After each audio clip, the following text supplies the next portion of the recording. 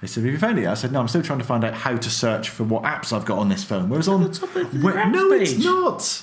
Whereas on my iPhone, it was very simple. It was just, swipe left, there you go. There's a search button. Search the entire One phone. button, search apps. No, I haven't got Sorted. that. No, so you've got a usable version of the Samsung from a few years ago.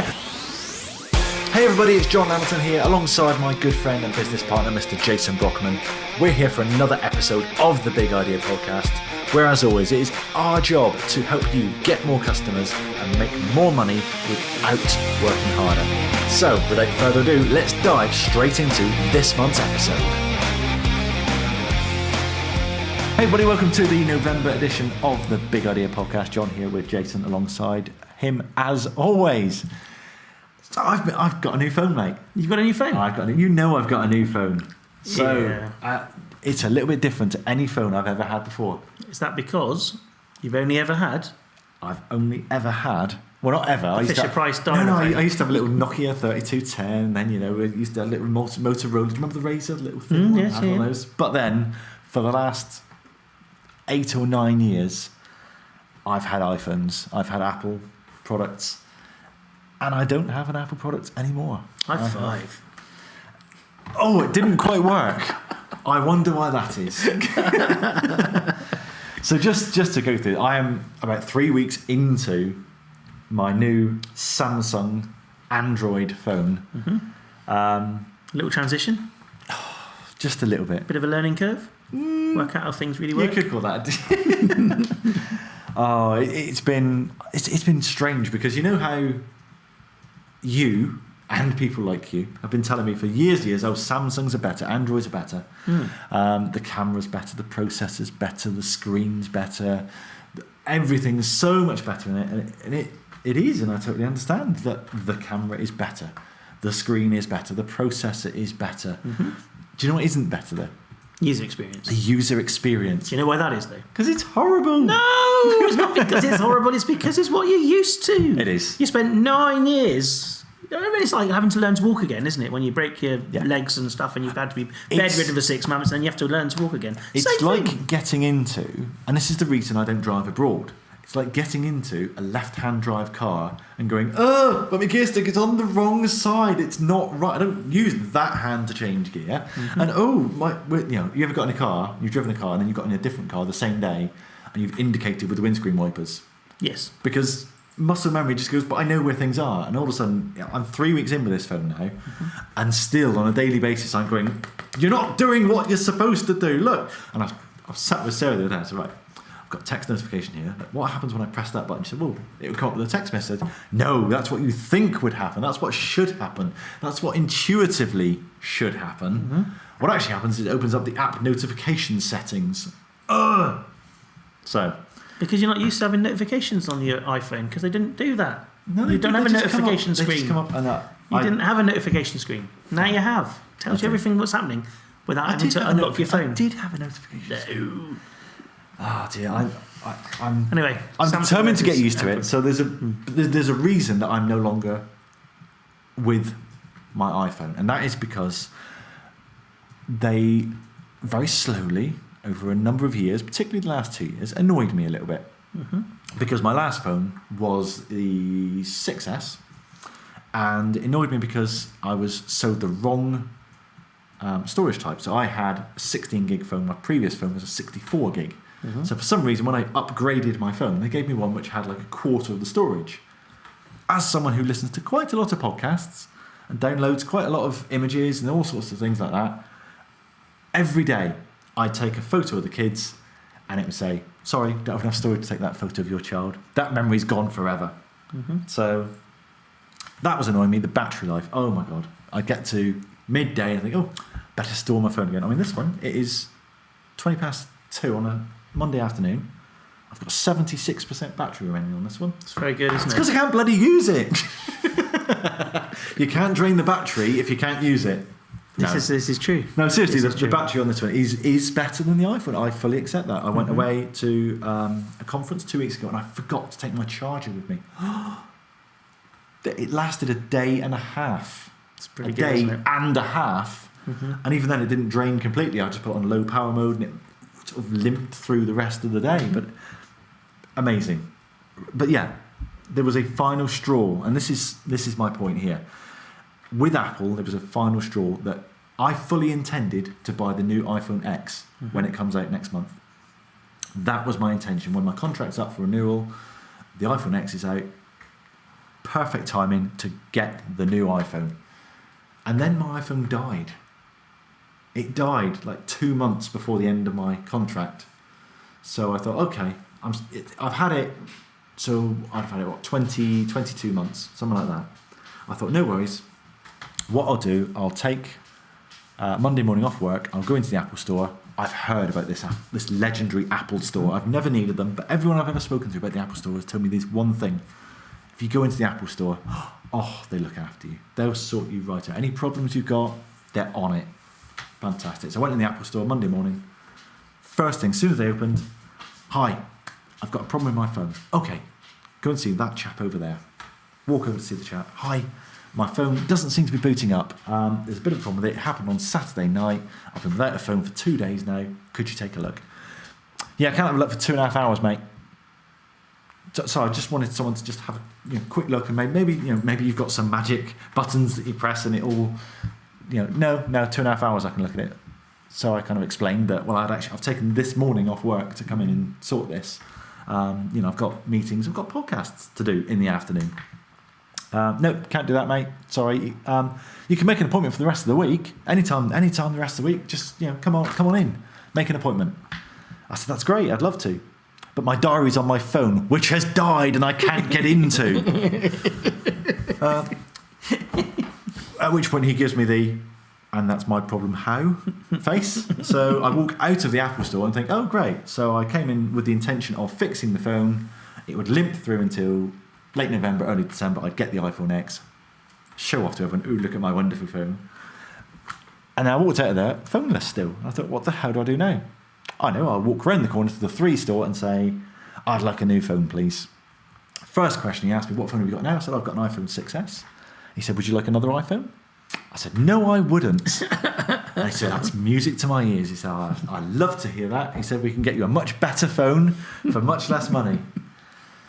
So the fanboy, Apple fanboy, which is what you've been for many years. I would not describe myself as a fanboy. Well, you love them. But I am a loyal customer. You told me they were better than what I had. Yeah. So you're an advocate for Apple. Yes. Okay. Yes. So a fanboy. Not a fanboy. I'm going to have the very expensive X when it comes out. Yes. Fanboy. Yeah. It's the very expensive X will be just like the phone I've got now, only usable. Oh, right. With half the features that one's got. Yeah, because I don't need half the bloody features. That's the problem. They've crammed too much into this phone. When you need 7 million menu navigation items and you get lost. Saturday night, right, we're having a conversation, we're at a dinner party, and someone said, have you got this app? And I said, I think I have. Let me have a look. And 2 minutes later, they said, have you found it? I said, no, I'm still trying to find out how to search for what apps I've got on this phone. Whereas on the top of the apps page. It's not. Whereas on my iPhone, it was very simple. It was just, swipe left, there you go. There's a search button. Search the entire One phone. button, search apps. No, I haven't got Sorted. that. No, so you've got a usable version of the Samsung from a few years ago. Do you remember we were sat at the football the other day and you whipped out my phone and your phone and you still couldn't get my phone to do things that your phone can? They're both Samsungs. No, that's it. You need to go, perhaps pop into the Samsung store in town. Never mind. We're not selling Apple or Samsung, which is already. Yeah, my point was there. I was a very loyal customer. I've spent thousands and thousands and thousands of pounds with them. I fully intended spending over £1,000 on the new phone and they messed it up. I think when they stopped innovating, which is what I think they've done, and started copying, which is where they're at the moment. I think. They're never now trying to catch up with. Whereas before they were the first iPhone was an innovation. Mm-hmm. After that, they iterated, and that's why I've stuck with them, and that's why I can use the later version of the iPhone. If I pick up an iPhone X, despite the fact I didn't get an iPhone 8 or an iPhone 7, I bet you I could use it. Probably. Whereas if you had the Samsung, I've got the S8, you've got the S7, 6? Yeah, 7, yeah. Yeah, but if you've gone from a 6 to an 8, you've got no chance. You will not be able to use it. I am like my parents when they first got a VHS video recorder. Interestingly, there was a little... So that my phone broke on the Monday night. No, tell a lie. I'll start again. Saturday night was when my phone broke. I was on a outward bounds trip in the middle of Exmoor. So I could not nip to the Apple store. I could not get it fixed. Anyway, I was therefore phoneless from about 7 p.m. on Saturday night until about midday on the Monday morning. Right. And it was brilliant because I had no interruptions. See, I've been so overwhelmed recently. It's my own fault. And this is one thing, if anyone out there is suffering with overwhelm, it is your fault because you're taking on too much. You're saying yes to too many things. So the last month, I kept saying yes to things. John, can you do a podcast interview? Yeah, of course I can. I said that to like 5 different people. Oh, what do you know? I've now got to do 5 podcast interviews. John, can you do a talk at a property event? Can you do like 45 minutes to an hour keynote? Yes, of course I can. That means I need to not only do the talk, I actually need to write the thing as well. I never considered this, that it might take a little while to put together 79 slides and an hour-long presentation. Can you do a separate presentation, John, on referrals and testimonials? About 20 minutes. Yes, I can do that. Of course I can. Can you do them both 1 week after the other? Yeah, no worries. Can you write some content for us? Yes, of course I can. Can you do a campaign? Yes, of course you can. Can you go and do the kids' school runs? Yes, of course I can do that. And I just kept saying yes to things. And then going, but I'm really stressed and I'm really overwhelmed. What's going on here? The minute I started saying, no, actually I can't do that because there isn't time. And this last week and a half, have been so much more chilled because I've said no to things that I know I haven't got time to do. These are things that I know I'd actually like to do.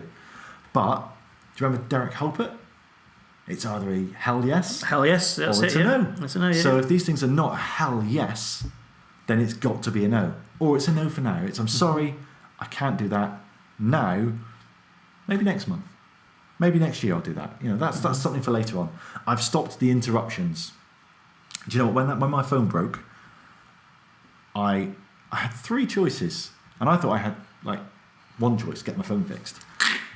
But it was I could get a new iPhone. Yep. I could get my phone fixed.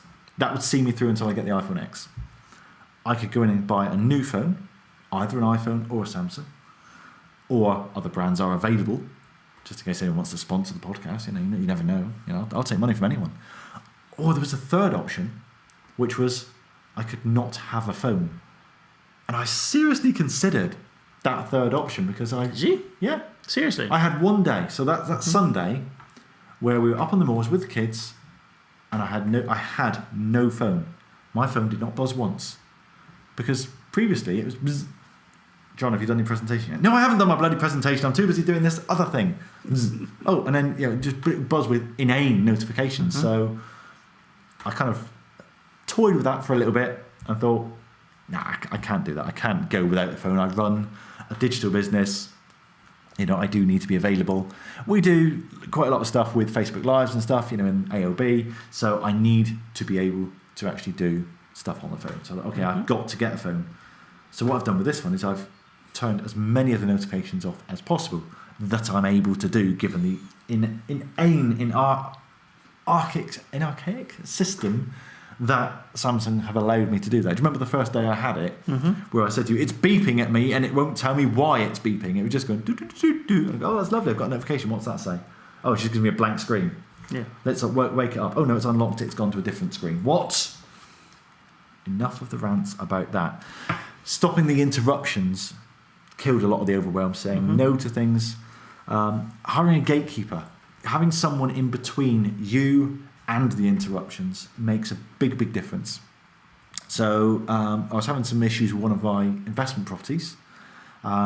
Basically, stuff was happening. The usual stuff. Oh, the tenants say, oh, the Wi-Fi's not working, the gas, electricity needs running over, this door needs sorting out, the windows creaking, the floorboards are creaking, whatever. And I was suddenly the go-between, I was the gatekeeper who was getting all this landing on my plate via my notifications on my phone whilst I'm trying to do a million other things, just leading to more stress. So I went to my VAs and said, can you take that off my plate? Can you be the middleman? They went, yeah, of course I can. So now I get them notifying me and saying, I've spoken to EDF, they're a bunch of muppets, they don't know what they're talking about, I spent an hour on hold to them, and I just went, yeah, I know, I did that, and now I'm not spending an hour on hold to the muppets and speaking to 3 different people and having to go through security. Now, actually, I've handed that over. So someone else is doing that. I now only get the messages that I need to see. So it's like, John, actually, you're the only person that can do this. I need X, Y, and Z. If they can handle it by themselves, they handle it. Fantastic. It's just such a godsend. So last month's book of the month was The Everything Store. Everything Store. I can't remember who it's by. It's that chap. Yes, it was that chap, wasn't it? I remember him now, yes. But it was all about Jeff Bezos, wasn't it? It was. Including how to pronounce his name. Bezos. How he says it? Yes, it does. Do you not remember that? That was like chapter 2. Yeah, I know, but I just couldn't work out why he said that. It's his name. It's Are we going to have isn't it? another one of these conversations where I go, have you read the book this month? And you're going to go, oh, yes. I have read excerpts of the book, yes. What, the back cover? No. The front cover? It's shorter than the back. No, a few pages in between. That's it. Got the gist. Got the gist of it. It's all about Amazon store, wasn't it? And it was set up 20 years ago to do books, and he decided he was going to be the best bookstore. 24 years ago, I think. Yeah, running at a loss at the start. You've just described every .com company that started up at that time. Something like $10 a book that he sold. He was short. He was selling it for $10 less than he was buying it for, or something, wasn't he? He was buying them all at the retail price. Very good. Selling them all for $9. Did you read that on AOB this morning? Nope. Are you sure? Yeah. Because I'm sure that was Tracy's takeaway from the. Oh, was it? Oh, good on you, Tracy. That's the bit I found as well. Get your pricing right. No, it's fine. So it's a marketing expense. It's very good. But customers is the key, isn't it? Make sure they're absolutely super satisfied and they'll keep coming back for more. It is, and that's another good takeaway. That is. I don't think that was Tracy's. No, that was a secondary point, I think. Oh, okay. So every month in AOB, bigadea.co.uk/Facebook, we have a book of the month. And we invite you to leave your best takeaway in there for people, unlike Jason, who have actually read the book. And we then choose one of the best ones. No, we don't. We choose them at random. And that person wins a copy of the next book. So my key takeaways from this, I actually had several. Number one, and this was, I think, an overarching theme throughout the entire book, Jeff Bezos gets what he wants. Stubborn old chap, isn't he? And the author of the book kind of skims over it a little bit, but literally, if Jeff Bezos wants to buy your company, he buys your company. If he wants a specific deal, guess what? That's the deal he gets. I mean, there was a story about he bought into Google, like very early days into Google, and he went and saw Larry and Sergey and said, "I'm sorry, Jeff, the funding round's finished now." And the narrator kind of just said, Jeff said, that doesn't apply to me. I want in, and I want in at that price that they had. And they said, okay, Jeff. And so he bought in. So apparently, even if he hadn't have done anything else with Amazon since that day, he would have still been worth at least $1 billion just on the Google stock that he owned just from that one deal that he brokered. I don't want to say he's an evil bastard, but... That's what I kind of got from it. Yeah, I tell you what, I don't think I'd want to work for him. No. I was reading, I listened to the early parts of the book, thinking, this is great. It's romanticising the early days of the .com business, because obviously we started in 2000, so we were kind of riding the end of that, just as the .com boom was crashing. And it romanticised. I just imagine working for Amazon. And then the further I got into that book, I thought, Jesus, I'm glad I don't work for Amazon. But his thing, and you touched on it earlier, is he emulated Sam Walton from Walmart, and he had that ethos that the customer is everything. Every single decision he made was focused on what's best for the customer. I don't give a toss about our agreement. I'm going to rip that agreement up and I'm going to screw you over because that's what's best for the customer. Yeah. I'm going to completely undercut you. I'm going to kill mom and pop businesses because that's what the customer wants. There's a famous Sam Walton quote, and it's something along the lines of, the customer is your boss and he can choose to fire you at any moment just by taking his business elsewhere. And I think Jeff Bezos has kind of lived by that. on Amazon. And the more I think in terms of the Amazon products that we work with now and the things that we just take for granted, like just picking up your phone, opening up the app and just buying anything in the planet with one click and it automatically being delivered the next day free of charge, we just take it for granted. But that is the business he's grown, and that is the business that he envisaged back in 1994 when he was just a bookseller. He always thought long term. So we talked just now about the dot-com crash. They survived that crash by being frugal from day one. So do you remember boo.com? Yep. So they were the fashion website. They had a shed load of VC money and they spent it all on flying Concorde, London to New York, twice a week, 3 times a week. All the directors, all the staff went on Concorde, champagne, let's have big parties, let's get celebrity endorsements, let's get Paris Hilton in, we'll open that. Let's get fake grass. Don't think they're fake grass installed on one floor of their building. I didn't hear about that. At a cost of who knows how much, just have artificial grass laid on the office floor, just so they could work with their shoes off. Amazon.com had doors as tables. That was their thing, and I think some of them have still got it now. But literally, they didn't even have desks. They just had basically old doors that they found at the skip, laid them out on a couple of chairs. There you go. You got a table. You got a desk. Well done. I mean, even when they finally got to the point where they were flying in Jeff's private jet, every time they get in the jet, he would say to them, "I'm paying for this. This isn't the company paying for it. I'm paying for this." And he was just absolutely adamant they were frugal because it was all about the margin. That was how they were going to survive. He spent that VC money. So whereas Boo.com went out and spent it all on liabilities, as we talk about Rich Dad Poor Dad, he went out and spent it on assets. He went out acquiring other companies. And a lot of those companies now are worth more than Amazon was back then. And he's just plugged them into that existing ecosystem. But it's an amazing story, but not one I'd want to emulate, I think. We talk just about having that foresight, isn't it, and the looking forward, because that, as you say, building it in '94 to the 20-year product, if you like, as was this where he was going to be with it. He just knew with that journey where he was going to go with it and how he was going to get, and that was the steps. And it's something that's what we're passionate about is knowing where you want to go, what your journey's going to be, and then how you're going to get there. That's what we've always kind of said, really. So that's the bit I kind of look from it. There was something about inventing the future. There was something it's easier to invent the future or something, wasn't it? There's a quote of his. I don't recall that one. Do you not? No, I'll have to dig it out. It's obviously you read more of the book than me. That's what it is, mate. Yeah. No, I find the highlights. I guess you could say he's creating the future because it's easier to create the future than it is to keep up with it, sort of thing. To live it, if you live the future. Create the future instead of living the time. Yeah, whatever it is. That's an awesome quote. It's a lovely quote.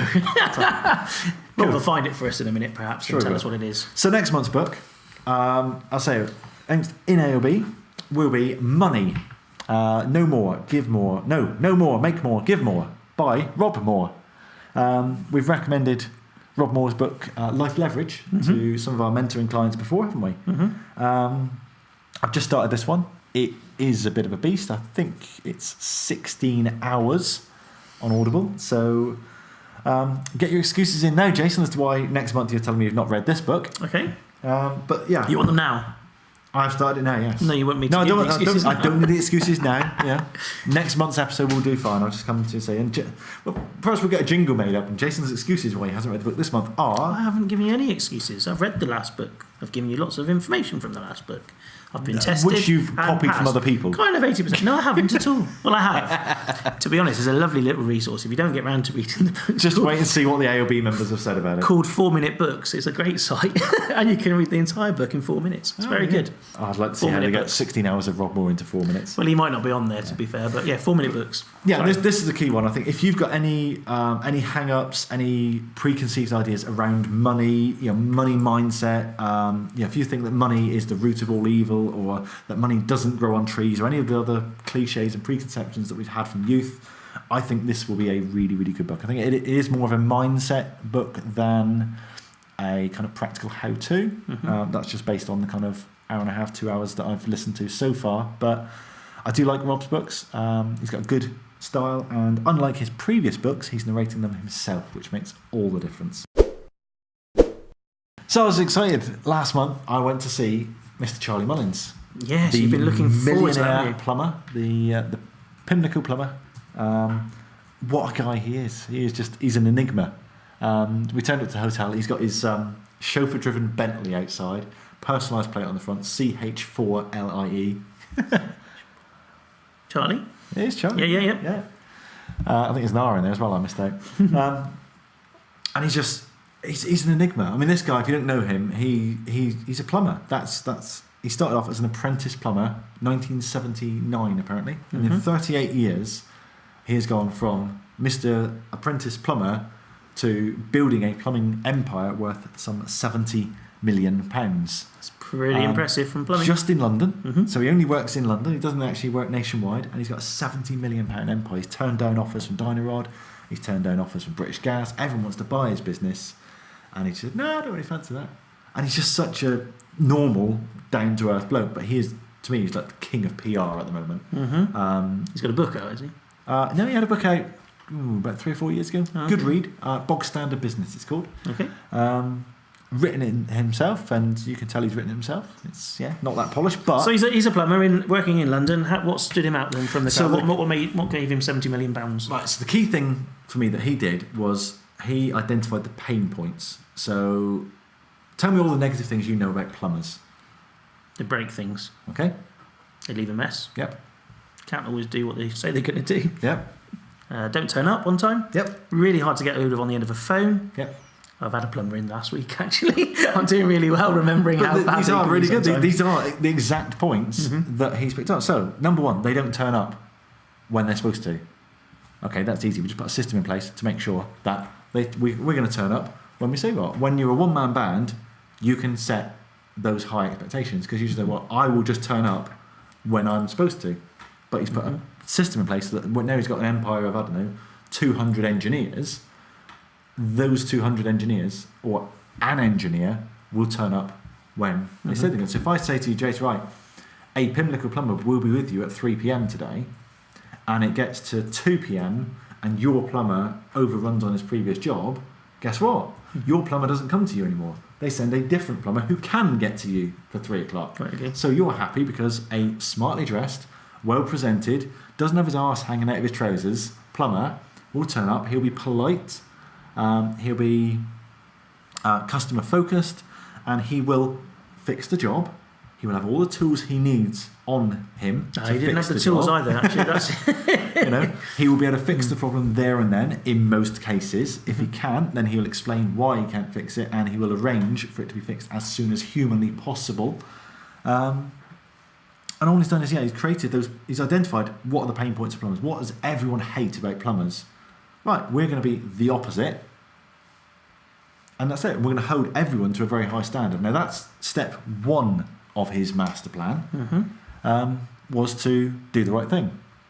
Step two of his master plan was to be seen to be doing the right thing. So this is where the PR comes in. This is where actually he knows now that it's more his job, his role, his only role within the company is to highlight Pimlico Plumbers and to get press coverage for them, to be on radio and newspaper interviews. So the day we saw him, he was staying overnight at the hotel. He did a Q&A in the evening on the hotel. He was doing a presentation at this event. He was doing a radio interview in the morning. He was then going off to, I think, one of the GMTV studios. He was going to do something there. So he was doing something every time. He was just constantly picking up his phone and doing an interview with somebody. All he's doing all the time is he's getting that Pimlico brand out there, and that brand is very clear: professional, smart plumbers, plumber to the stars. It's I fix Simon Carroll's toilet. Of course I do. Because is that how he fell down the stairs? No, sorry. That's a different story. Different podcast. Sorry, but he said doing the right thing is important. Having those very high standards is important, but being seen to do the right thing is important to her. I think that was the word he used. Love it. And that's all he's done. He said, how it's a dichotomy of small businesses who don't want to do PR because they say PR is just for the big boys. Big boys like Charlie Mullins. It's all right for him. He's worth 70 million. No, he is worth 70 million because he's done PR, because he's created the antithesis of plumbers, And he's just said, well, actually, nobody loves their plumber. Nobody says, I really like my plumber. He's great. They do about Pimlico Plumbers. He's created a brand there. If you spend any time in London, you will have seen one of their vans. Their vans have personalised number plates. He's invested huge amount of sums. So he's got S1 NKS sinks. He's got taps. He's got B-Day. He's got all sorts of plumbing related personalised plates on the vans. So people say, oh yeah, I saw sinks the other day, and he's got like train spotters who spot the vans. He's got his own workshop, so that none of his plumbers turn up in a dodgy, beat up van with the exhaust hanging off. They all turn up in a smartly presented, well sign written van. If there's any issues with the van, they bring that van in. It's taken into their own workshop. They don't trust Holford's with it or anything else. It's like they've got all the parts.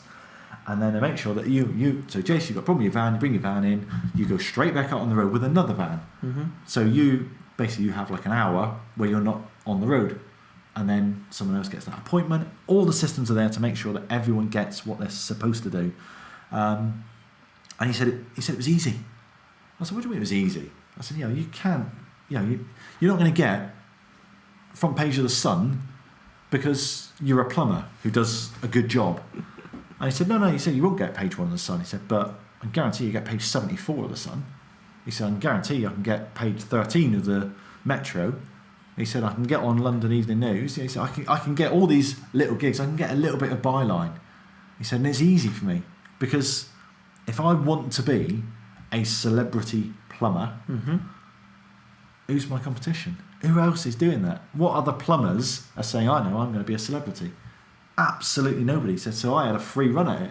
Right. I just love that. I just think, what could you do in your business to be the celebrity, insert whatever you do there? I like the original points of finding out what the pain points are in your industry and then just creating your business to address all of those pain points. I thought that was a stroke of genius, to be honest with you. Without the celebrity thing, if he hadn't have done the PR, I don't think he'd have as big a business as he had now. But he would have a very successful plumbing business still, because word of mouth. You know my thoughts on word of mouth, but he would get referral business quite happily. Lots of repeat business. He gets people now, they ask for a specific plumber. And he will say to them, I can give you that specific plumber, but he may not arrive on time because I can guarantee you there will be a Pimlico plumber there at 3:00. But if you want Jason, sorry, Jason may overrun on his previous job. He may be there at 3:45.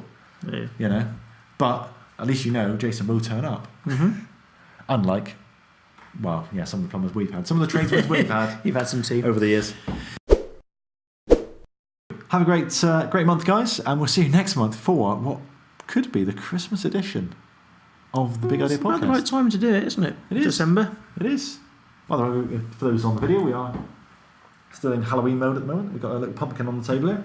We do. And for everyone else, enjoy fireworks and. What else happens in November? Black Friday and... Black Friday's in November. Oh dear, yes. And your wife's 40th birthday. My wife's 40th birthday, We mustn't forget that. Do remember to join us in the Facebook group. I thought you were going to invite everyone to the party. I was going to say, do come and join us. Do come and join us in the Facebook group. It's probably a good place. If you want to catch up with us between now and the next podcast, then you can catch us in the Facebook group, which is bigidea.co.uk/Facebook, and that will get you to Ambitious Lifestyle Business, which is where we reside. You can come in there and chat to everybody in there. Lots of fellow business owners who are all ambitious and all strive to have a lifestyle too. And that's where we are if you need to ask us any questions. Absolutely. Show notes, video, transcription, everything else is on the website, which is bigidea.co.uk/podcast. And failing that, we will see you next month. Bye-bye. Farewell. So there we are, another episode in the can. How was it for you? Please let us know. However you listen to these podcasts, please leave a review on that platform. Let us know what we can do better, what you like, what you don't like, and how we can improve to make this show even better for you. We'll see you next time.